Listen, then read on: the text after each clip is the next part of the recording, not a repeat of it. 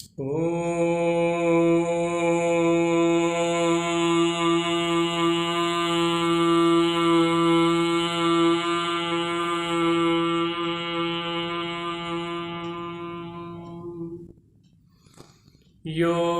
भूतं च भव्यं च सर्वं यश्चाधितिष्ठति स्वर्यस्य च केवलं तस्मै ज्येष्ठाय ब्रह्मणे नमः।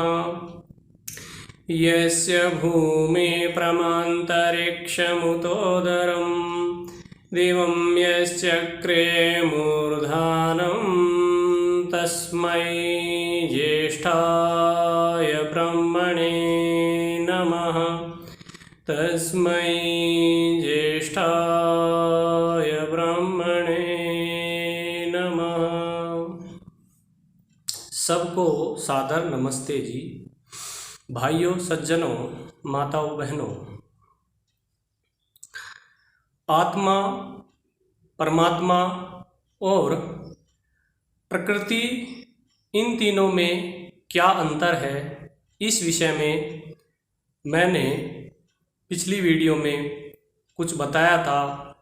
अर्थात सच्चिदानंद ईश्वर के इस गुण के आधार पर तीनों में भेद बताया था।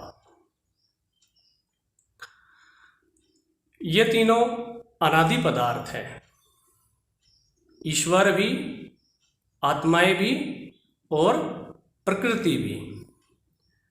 अब ये अनादि क्यों है? अर्थात इनका कोई आदि नहीं है, इनकी कभी उत्पत्ति नहीं हुई है। तो इसके पीछे कारण है कि इनकी उत्पत्ति का हमें कोई कारण प्राप्त नहीं होता, इनकी उत्पत्ति का हमें कोई हेतु नहीं मिलता। इस कारण से ये क्या है? अनादि है। खैर, आर्य समाज के दूसरे नियम के आधार पर मैं तीनों में भेद बता रहा था। अब दूसरे नियम में ईश्वर का गुण बताया है निराकार। अर्थात परमात्मा क्या है? निराकार है। तो परमात्मा निराकार है, आत्माएं भी निराकार ही है और प्रकृति साकार है। प्रकृति से बना जो संसार हमें दिखाई दे रहा है, यह भी साकार ही है। अब परमात्मा निराकार ही क्यों है, आत्माएं निराकार ही क्यों है और ये प्रकृति साकार क्यों है, इस विषय में थोड़ा विचार कर लेते हैं। सबसे पहले तो ये समझने की बात है कि आकार जिसका होता है उसको साकार कहते हैं और आकार जिसका नहीं होता उसको निराकार कहते हैं। आकार अर्थात आकृति, अर्थात जिसकी आकृति होती है, जिसको बनाया जा सकता है, जिसको रचा जा सकता है, जिसका निर्माण किया जा सकता है। जैसे उदाहरण के रूप में हमने कोई घर बनाया तो घर की आकृति है, उसकी लंबाई है, चौड़ाई है, ऊंचाई है, उसके अंदर कमरे हैं, कमरों की ऊंचाई है, कमरों के अंदर अलग अलग डिजाइन है, अलग अलग कलाकृति है। तो जो वो आकृति दी गई है मकान में, मकान का जो आकार बनाया गया है वो कैसे बनाया? ईंटों के द्वारा बनाया, पत्थर के द्वारा बनाया, सीमेंट के द्वारा बनाया, रेत के द्वारा बनाया। अर्थात किन्हीं पदार्थों को लेकर के, जोड़ करके और उनको अपने अनुसार, अपने हिसाब से छोटा बड़ा, ऊंचा नीचा, बराबर का करके एक आकृति हमने मकान में दी, घर में हमने एक आकृति बनाई। ऐसे ही और बहुत सारे भवन बनाते हैं तो उनकी भी क्या होती है? आकृति हम अपने हिसाब से बनाते हैं। जैसे एक घर की आकृति बनी, ठीक इसी प्रकार से इस संसार को भी आकार दिया गया, इस संसार को भी बनाया गया। अर्थात बनाया गया, इसकी आकृति है, इसका कोई आकार है, तो इसका अर्थ हुआ ये संसार क्या है? साकार है। अर्थात इसको किन्हीं परमाणुओं से बनाया गया। जो सत्व, रज और तम के परमाणु हैं, उनको मिला करके इस संसार को बनाया गया है। आप लोगों को समझाने की दृष्टि से मैं बताता हूँ। महर्षि कपिल ने सांख्य दर्शन में एक सूत्र दिया है। सूत्र है सत्व रजस तम साम साम्य अवस्था प्रकृति ही प्रकृति रे महान महतो अहंकारो अहंकारात अहंकारात पंच तन्मात्राण्य उभयम इंद्रियम पुरुष इति पंचविंशतिर गणः। तो इस सूत्र में बताया है कि सत्वगुण, रजोगुण और तमोगुण का जो ढेर है, इसकी जो सम अवस्था है, अर्थात सत्वगुण के परमाणु एक तरफ पड़े हैं, रजोगुण के परमाणु दूसरी तरफ पड़े हैं और तमोगुण के परमाणु तीसरी तरफ पड़े, अर्थात तीनों सत्व रज तम के परमाणु अलग अलग जिस अवस्था में पड़े रहते हैं, तो वो प्रकृति की साम्य अवस्था होती है। अब इन परमाणुओं को जब मिला करके कुछ बनाया जाता है, कुछ रचा जाता है, तो वो प्रकृति की विषम अवस्था होती है। तो इन परमाणुओं से परमपिता परमेश्वर ने महतत्व बनाया, महतत्व से अहंकार बनाया, अहंकार से दोनों प्रकार की इंद्रिया अर्थात ज्ञानेन्द्रिया, कर्मेंद्रिया और मन बनाया, सूक्ष्म भूत बनाया, स्थूल भूतों को बनाया, जिनको हम पंच महाभूत बोलते हैं, अग्नि, वायु, जल, पृथ्वी, आकाश। और अग्नि, जल, वायु, पृथ्वी, आकाश से इस संसार के विभिन्न पदार्थों को परमात्मा ने रचा है और एक आकृति विशेष ईश्वर ने दी है। अब विचारने की बात यह है कि जो संसार साकार है, अर्थात जिसकी आकृति है, तो वह संसार जिससे बना होगा वो भी साकार होना चाहिए, उसकी भी कोई आकृति होनी चाहिए, क्योंकि एक सिद्धांत है वैशेषिक दर्शन का कि कारण गुण पूर्वकः कार्य गुणाः। जो गुण कारण में होते हैं वही गुण कार्य में होते हैं। तो जब संसार साकार है, अर्थात उसकी आकृति है, उसको एक आकृति दी गई है, तो उससे जिससे वह संसार बना है, जो उसका कारण है, वह भी क्या होना चाहिए? साकार ही होना चाहिए। जो गुण कार्य में है वही गुण कारण में होने चाहिए। कहने का तात्पर्य यह है कि संसार जो है संघातों से मिलकर के बना है, परमाणुओं से मिलकर के बना है। परमाणुओं से मिलाकर के जब हम किसी वस्तुओं को बनाएंगे तो उसमें आकार विशेष दे देने से वो क्या है? साकार हो जाता है। अब रही बात आत्मा और परमात्मा की,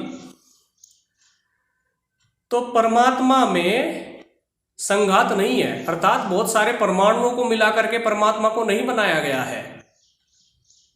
परमात्मा निरवयव है, उसमें अनेक परमाणुओं को जोड़ करके कोई आकृति विशेष नहीं दी गई है। निरवयव होने से, अखंड होने से परमात्मा क्या है? निराकार है, उसकी आकृति नहीं है, क्योंकि वो परमाणुओं को जोड़ करके ही नहीं बनाया गया, तो उसकी आकृति कैसे मानेंगे? सर्वव्यापक है, सब जगह है, लेकिन उसकी कोई आकृति विशेष नहीं है। आकृति तभी बन पाती है जब कुछ परमाणुओं को मिला करके कोई व्यवस्था विशेष दी जाती है। यही बात जीवात्मा में घटती है। जीवात्मा की भी कोई आकृति नहीं है, क्योंकि वह भी परमाणुओं का संघात नहीं है। परमाणुओं से मिल करके, बहुत सारे टुकड़ों से मिला करके आत्मा को नहीं बनाया गया। एक देशी है, लेकिन अखंड है, संघात से रहित है, केवल एक तत्व है। ऐसे ही ईश्वर क्या है? एक तत्व है। आत्माएं अलग अलग अपने स्वरूप में एक एक तत्व है, उनको जोड़ करके किसी पदार्थ से नहीं बनाया गया। तो इस हेतु से, इस कारण से, ये सब चिंतन मनन करने से हमें पता चलता है कि परमपिता परमेश्वर निराकार है, आत्माएं भी निराकार है और प्रकृति साकार है। क्योंकि जिस प्रकृति से हम साकार जगत बना सकते हैं वह प्रकृति भी साकार ही है, उसको भी साकार ही हमें मानना पड़ेगा, क्योंकि उसके कार्य में जो गुण है वे गुण हमें उस कारण में भी स्वीकार करने पड़ेंगे। अब इस आर्य समाज के दूसरे नियम में ही ईश्वर के बारे में बताया है कि ईश्वर सर्वशक्तिमान है, अर्थात ईश्वर सबसे अधिक शक्तिशाली है, उससे ऊपर कोई शक्तिशाली नहीं है। योग दर्शन में आया है तत्र निरतिशयम सर्वज्ञ बीजम, अर्थात ईश्वर से बढ़कर के किसी का ज्ञान नहीं है, ईश्वर में सर्वज्ञता का बीज है। न ईश्वर के बराबर किसी का ज्ञान है, न ईश्वर से बढ़कर के। यही बात ईश्वर की सर्वशक्तिमत्ता में घटेगी। ईश्वर के बराबर भी किसी की शक्ति नहीं है और ईश्वर से अधिक भी कोई शक्तिशाली नहीं है, इसलिए ईश्वर क्या है? सर्वशक्तिमान है, उसके पास सबसे अधिक शक्ति है, बहुत सारे गुण हैं उसके ईश्वर के पास, गुणों की खान है, गुणों का भंडार है, शक्तियों का भंडार है, अनंत शक्ति है परमपिता परमेश्वर के पास। अब हम आत्माओं की बात करते हैं, आत्माएं सर्वशक्तिमान है या अल्पशक्तिमान है? तो आत्माएं क्या है? अल्पशक्तिमान है। परमपिता परमेश्वर इतने विस्तृत विशाल ब्रह्मांड को बना देता है, इससे उसकी शक्ति का हम अनुमान लगा सकते हैं। इतना बड़ा सूर्य, उसको स्थिर किया हुआ है, उसको रचा है, चंद्रमा, पृथ्वी, अनेक लोक लोकांतर। जबकि आत्माएं तो अपने खुद के स्वाभाविक शक्ति सामर्थ्य से कुछ भी नहीं बना सकते। कोई जौ का दाना नहीं बना सकते, कोई गेहूं का दाना नहीं बना सकते, कोई सरसों का दाना नहीं बना सकते, कुछ भी नहीं बना सकते। जैसे ईश्वर ने गाय नाम का एक पशु बनाया है, ऐसे ही आत्माओं की सामर्थ्य नहीं है कि वो कहीं से प्रकृति से कुछ परमाणु इकट्ठे करेंगे और कोई जैसा गाय है इसी प्रकार का कोई अलग एक पशु बना करके खड़ा कर दे। नहीं बना सकते, नहीं है उसकी शक्ति सामर्थ्य।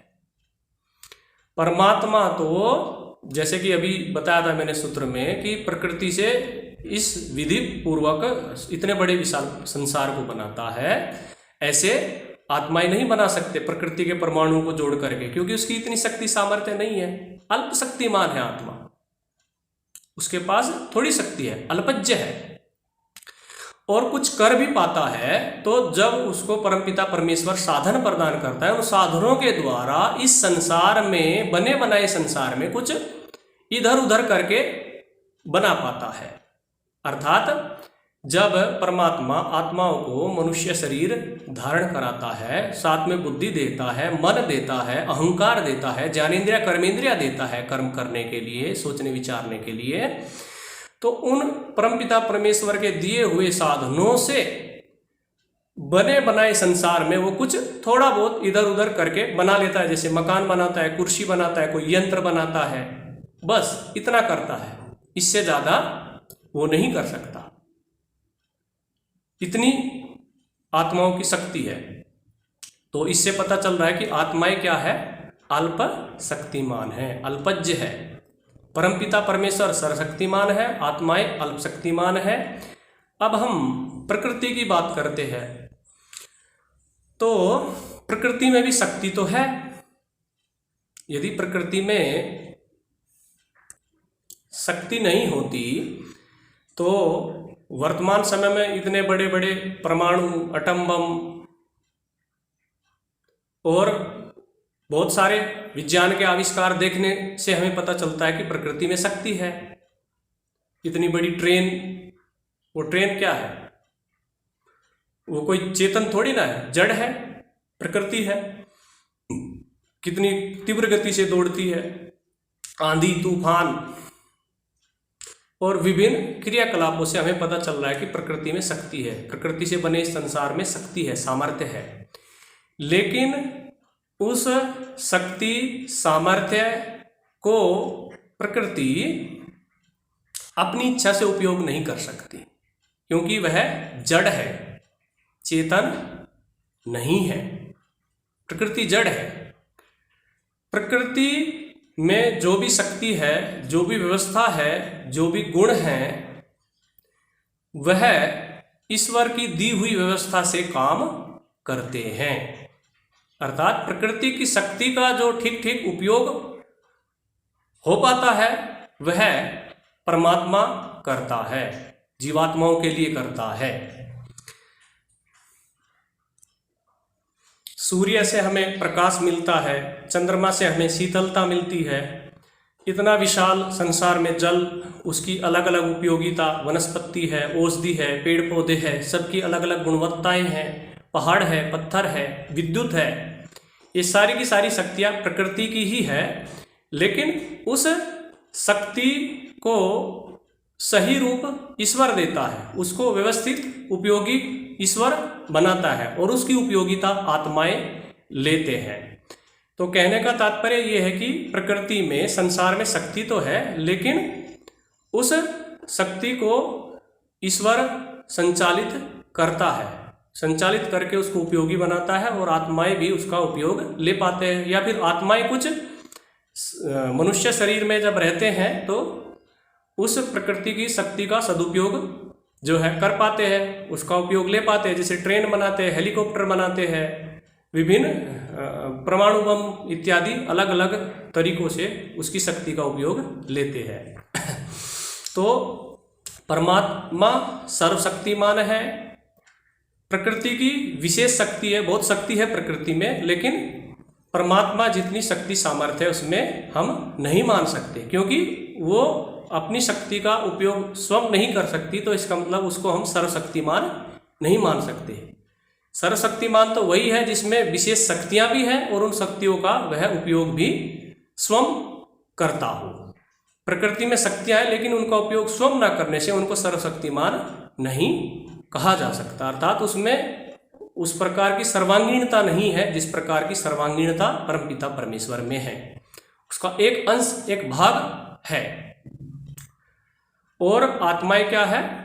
अल्पशक्तिमान है, अल्पज्य है, उनके पास थोड़ी शक्ति है।